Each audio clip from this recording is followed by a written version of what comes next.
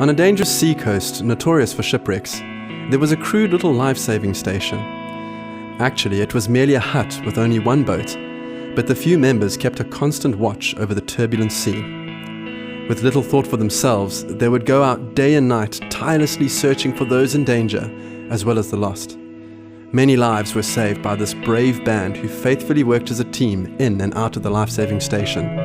By and by, it became a famous place. Some of those who had been saved, as well as others along the seacoast, wanted to become associated with this little station. They were willing to give their time, energy and money in support of its objectives.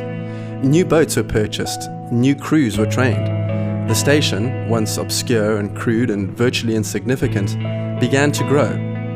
Some of its members were unhappy the hut was so unattractive and poorly equipped. They felt a more comfortable place should be provided. Emergency cots were replaced with lovely furniture.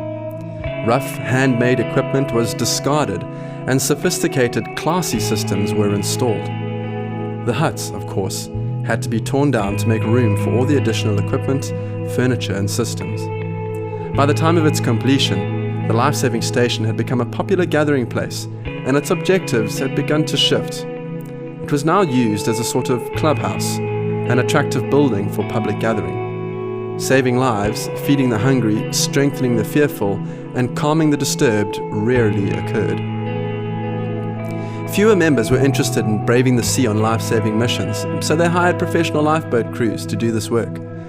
The original goal of the station wasn't altogether forgotten, however.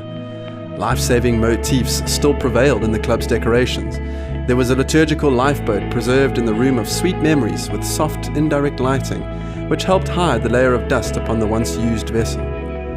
About this time, a large ship was wrecked off the coast, and the boat crews brought in loads of cold, wet, half-drowned people.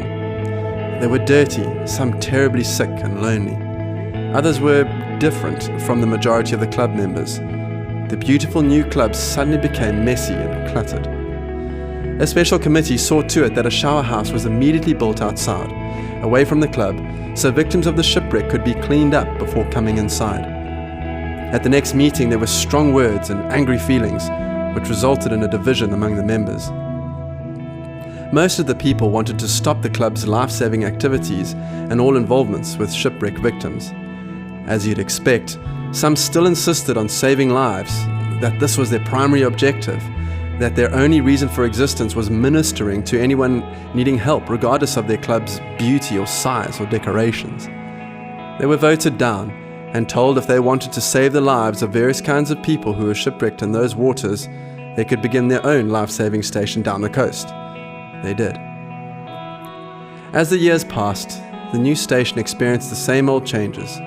It evolved into another club, and yet another life-saving station was begun. History repeated itself.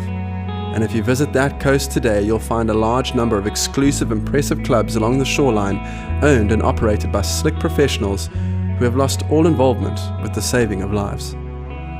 Shipwrecks still occur in those waters, but now most of the victims are not saved. Every day they drown at sea, and so few others seem to care. So very few.